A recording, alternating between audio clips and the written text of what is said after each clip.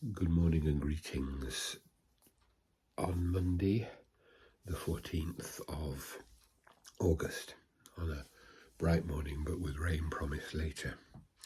Today the Church, or the Western Church, the Roman Catholic Church primarily, but the Anglican Church following them, celebrate a man called Maximilian Kolbe.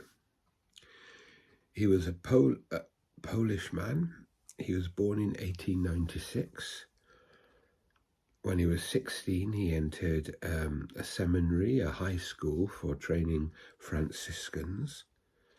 He was transferred to Rome to continue his education, and in 1918 he was ordained priest.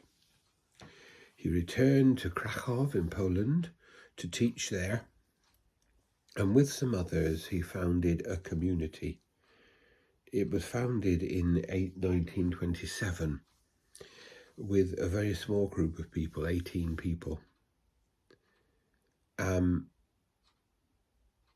by 1939, there were 650 friars in the house. They were in many ways a very conservative. Theologically, they devoted themselves to honouring the Blessed Virgin Mary. And they railed against the secularization that they saw at that time. And then came the war, 1939. At first they were all arrested and then released, and they continued their work among the poor in Krakow. But Maximilian himself never failed to speak out against the Nazi invaders and their barbarity. And eventually he was arrested again and transferred to Auschwitz. And there he continued his work, ministering to those who were in the camp.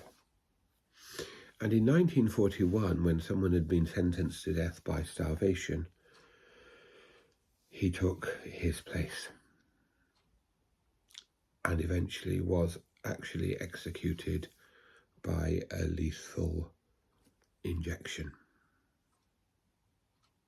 This conservative, some would say narrow Christian person had become, through his following of Christ, someone who ministered to people in the most difficult situations, someone who ministered to those who were dying, and someone who never ceased to follow Christ to the point of death.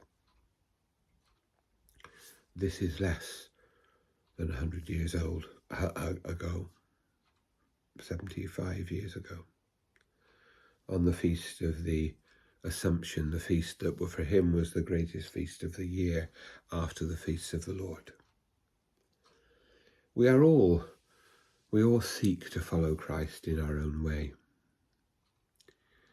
And Maximilian Kolbe followed Christ unto death. Would I have that courage? I don't know. But I would hope that I too can be faithful to Christ in life and in death,